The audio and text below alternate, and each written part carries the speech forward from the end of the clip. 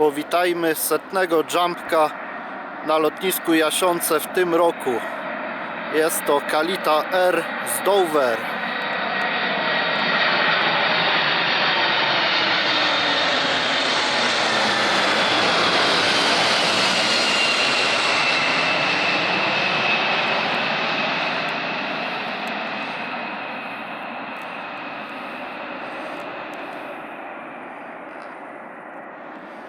Ja mam konfetti, my zrobię tylko wow!